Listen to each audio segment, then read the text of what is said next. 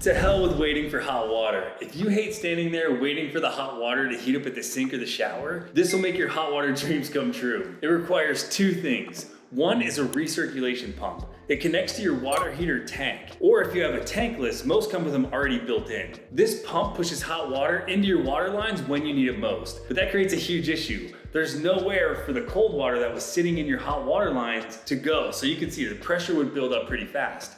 But that's where number two comes in. It's a crossover valve. And this crossover valve gets installed underneath the sink at the furthest part of the house. And this allows that cold water that's been hanging out in the hot water lines to move over and cross over onto the cold side. It keeps pushing that cold water over until the crossover valve senses that temperature change.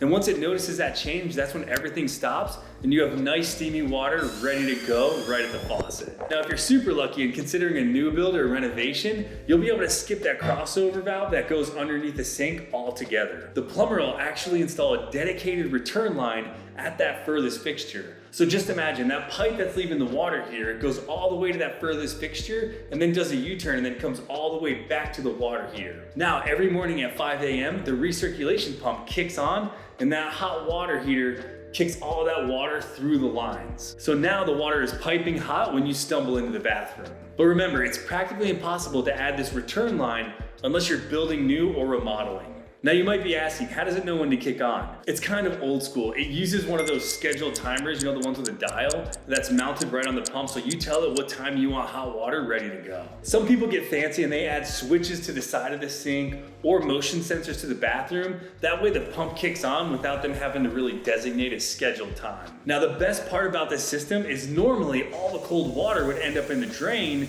when you're waiting for it to heat up. With this setup, it recycles the cold water and keeps it all in the same system, so now there's no wasted water. If you're looking for more cool home features and gadgets like this to add to your new build or home renovation, I spend all my waking hours compiling them into a home building checklist that you can get over at builderbrigade.com. I also have an app in all the app stores if that's more your style.